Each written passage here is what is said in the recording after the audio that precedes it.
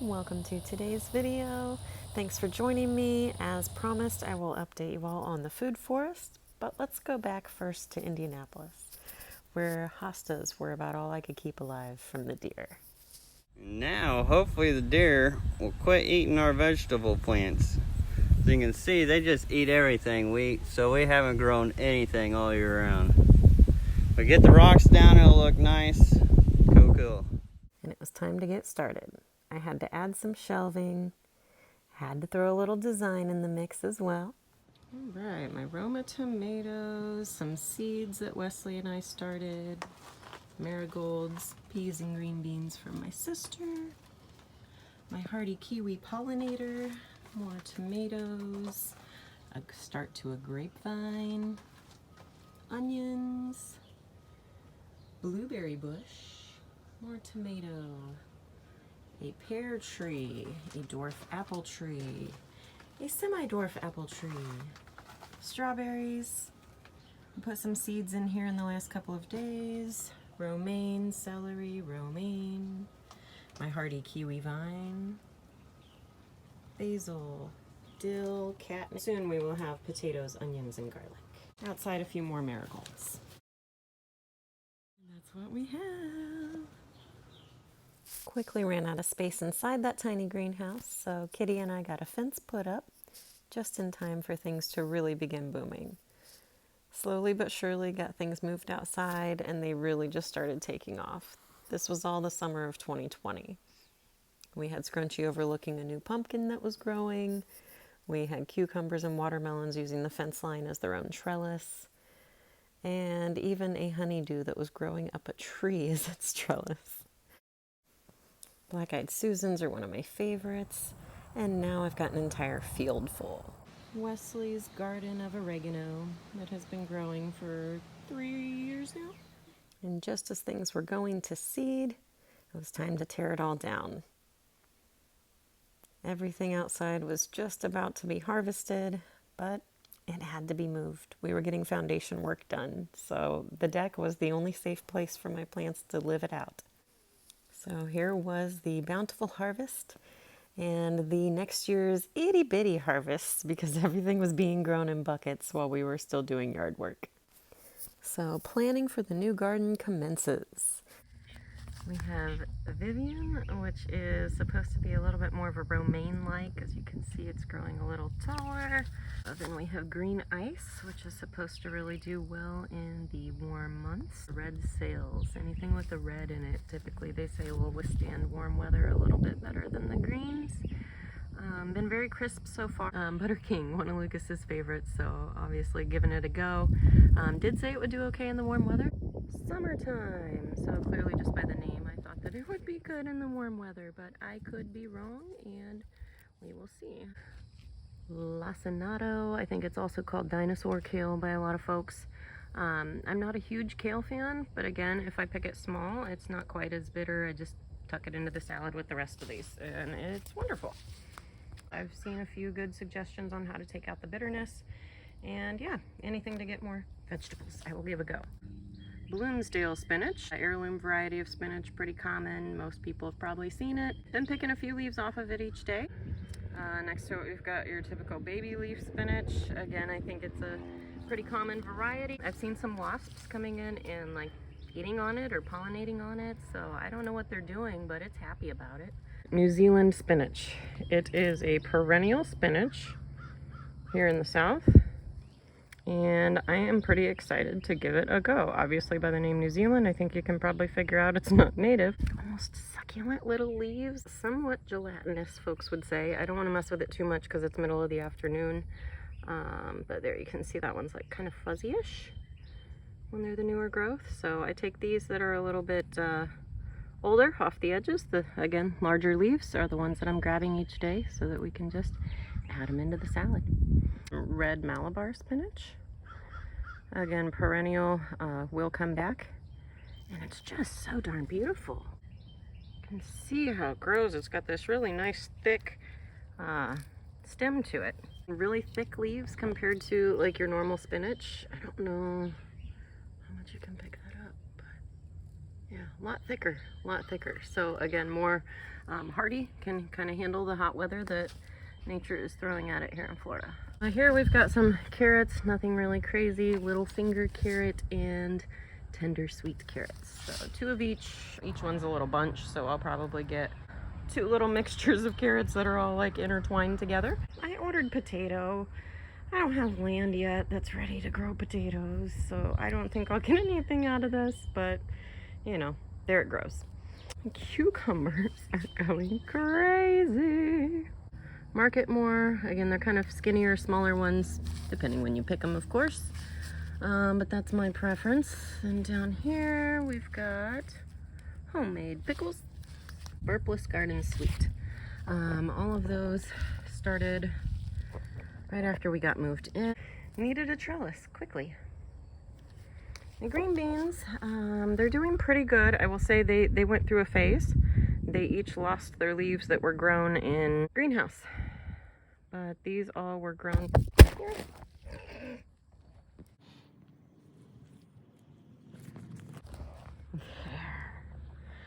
When I added mulm to the water from Lucas's fish tanks, that really just seemed to help them take off. In particular, I love that this third little guy down here, it broke off when I bought it. When I was planting it, actually, I'm sorry, when I was planting it, I broke it. And it's growing back. Top crop, top crop.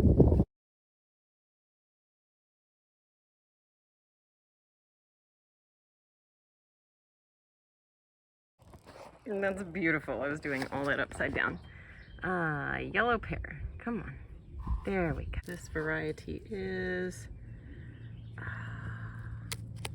Garden Peach. Yeah, Garden Peach. This one I'm excited about. It's supposed to be small, light yellow fruit with a slightly fuzzy skin and sweet taste. That was very unique. So we'll see. It might hate Florida. North side of the house. And then we also have our van sitting here each day. This is getting a decent amount of afternoon shade, as well as a little bit of morning shade. So I'm out here watering them daily. Granix hybrid, a yellow onion, and then red onion. So 2 of each there. Lastly, I've got a bunch of pepper plants that were set separate because initially when I got them, they had some aphids. Did not want those to get involved with tomatoes. If you've ever done tomato gardening, you know aphids kind of suck. And they bring on the tomato hornworm. Did a quick little spray bottle with water and a little bit of dish soap. Gave that a little shake, gave them a little spray. Got on all sides of the leaves. Had to do it about 2 or 3 days in a row to really make sure I had everything taken care of. But since then, we have been smooth sailing. Some flowers, so buds at least in there. It's a red night. We have another red night. We've got early flame. That's a jalapeno, I hope. It looked like one, though it didn't really call it that. This one broke off. This is a super heavyweight. Why do I have a super heavyweight? Because it gets yellow. I like yellow bell peppers. I use them in making bean burgers quite often. Fish.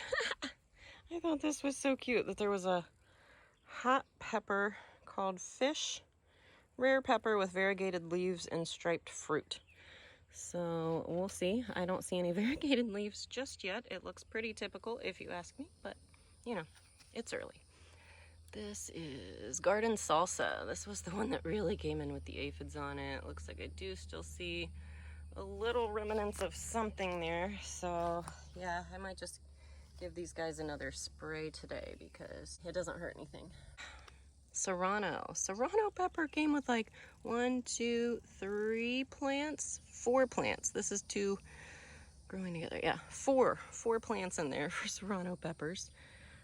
This one's got a nice colorful stem on it. What are you? Mini bell pepper. Orange sun, typical orange bell pepper. See, I think that's all of the peppers. I really wish that I had some banana peppers. That's one that I will likely get planted for the fall. Kiwi. Cold hardy kiwi that I've had growing on this trellis for about 3 years now. So if any of you know hardy kiwi, that means it should be fruiting this year. We will see how that goes. This transferring to the Florida sun might have shocked it a little bit. My goal is to get these out of buckets and into the ground so that they can have a permanent home and feel free to fruit. So far we just have a lot of nice new green lush growth this year. I've got a male and a female, so again, should produce fruit, but waiting to see that one come to fruition. We had quite the rain last night, and today we have 1, 2, 3, 4, 5, 6, 7, and more flowers coming, but 7 flowers blooming just overnight on my 3 different cucumbers. If I could capture the butterfly, and I can see it. It's on the leaf there. Butterflies are one of our #1 pollinators, and for anyone who didn't hear, this last week or two, the monarch butterfly has gone on the endangered species list. So in order to try and preserve these, we need to cut back on pesticides and herbicides and plant as much milkweed as possible. It's the #1 food choice of their beautiful caterpillars. And you can get your own free milkweed seeds by sending a self-addressed stamped envelope to the Live Monarch Foundation. And they will send you a variety that's native to your area.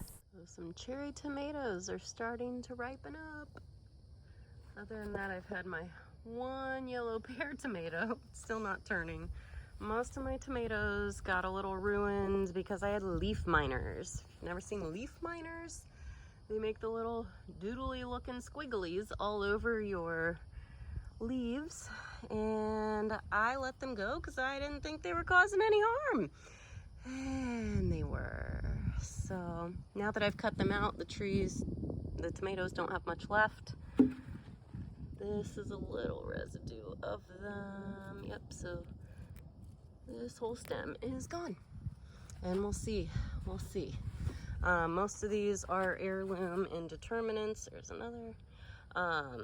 So they should keep going. I read if you snipped off your suckers, put them in water, they would root. These guys have been inside for 2 weeks. We'll see how they do being replanted in the new garden bed for fall planting when they've already been used for spring planting in containers. I'm going to share my raspberry. You'll see a lot of like shriveled up stuff underneath here. I thought it was dying when I brought it to Florida, but it was just kind of losing its early spring Indiana leaves and creating all these lush new Florida leaves. So I think it's gonna make it.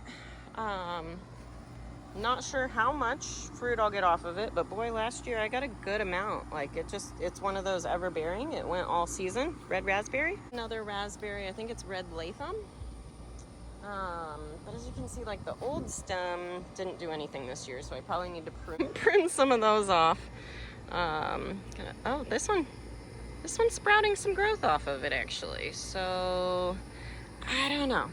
Might just let it grow until the fall. This one was a black beauty elderberry. Oh man, the leaves on it last year were gorgeous. I saw a couple buds coming out here and I got excited, but I'm not sure if they were shocked by the move or what is that? We've got bugs. I need to get those out of here. This one was a goji berry, pink Himalayan. Went for 2 years in Indiana. I see no signs of growth. Both of these, I'm very curious if it was either the move or if it was last year's locusts. They were terrible in Indiana last year. And I thought I left them there, but I guess not. So learning lessons in the new Florida heat, but I also think I learned another culprit of the season. Squeakers. Squeaks, what are you doing in there? Squeakers. It's not where you belong. No, doesn't care at all. No caring. She's like, why you don't talk about her? Let's get things in the ground. Well, we finally got the tiller going. 5 foot wide by 40 foot long. Garden bed #1, weeded and ready. So we'll let it season for a little bit, a couple of weeks. Lucas just got #2 tilled last night before sunset. So that should take me the next 2 days to get done. Wish me luck. Time to start planting seeds inside as they slowly take over the plant room. We started moving them outside to transition out to the garden beds, and got my first plantings in the ground. But while summer finishes up its heat, I'm finding a new hobby indoors. Thanks for watching today, guys. See you on the next video.